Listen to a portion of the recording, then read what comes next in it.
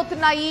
ఉదయం 9 గంటలకి సూర్యుడు సుర్రుమంటూ నెత్తి మీదకి వచ్చేస్తున్నాడు. దీంతో రెండు రాష్ట్రాల్లో ఉష్ణోగ్రతలు అధికంగా నమోదవుతుండటంతో పాటుగా వడగాల్పులు కూడా వీస్తున్నాయి. తెలుగు రాష్ట్రాల్లో ఎండలు మండిపోతున్నాయి. ఈ రోజు ఏపీలో 52 మండలాల్లో వడగాల్పులు వీచే అవకాశం ఉంది. పలుచోట్ల అకాల వర్షాలు, పిడుగులు కూడా పడతాయని ఏపీ విపత్తుల నిర్వహణ సంస్థ చెప్పింది.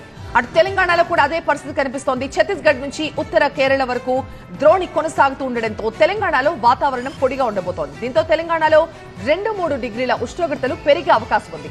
ఇక ఈ రోజు ఆదిలాబాద్ లో గరిష్టంగా 38 డిగ్రీలు, హైదరాబాద్ లో 33 డిగ్రీల ఉష్ణోగ్రతలు నమోదయ్యే ఛాన్స్ ఉంది.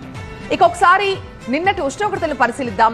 ఆదిలాబాద్ లో 38.8, నిజామాబాద్ లో 37.8, భద్రాచలంలో 37.2, మహబూబ్ నగర్ లో 35.6, మెదక్ లో 34.6, హైదరాబాద్ లో 33.6 డిగ్రీల పగటి ఉష్ణోగ్రతలు నమోదయ్యాయి. ఆంధ్రాలో ఎండ తీవ్రత అధికమైంది. ఒక్కసారి ఏపీలో నిన్నటి ఉష్ణోగ్రతలు ఎలా ఉన్నాయో కూడా చూద్దాం. నిన్న అనంతపురం జిల్లా నాగసముద్రంలో 39.9, కడప జిల్లా అట్లూరులో 39.8, చిత్తూరు జిల్లా నిండ్రలో 39.7, నంద్యాల జిల్లా దొర్నిపాడులో 39.6, ప్రకాశం జిల్లా గుంటుపల్లిలో 39.2, అనకాపల్లిలో 40.2 అధిక ఉష్ణోగ్రతలు నమోదు కాగా 3 మండలాల్లో వడగాల్పులు వీచినట్టుగా తెలుస్తోంది. Subscribe for more content.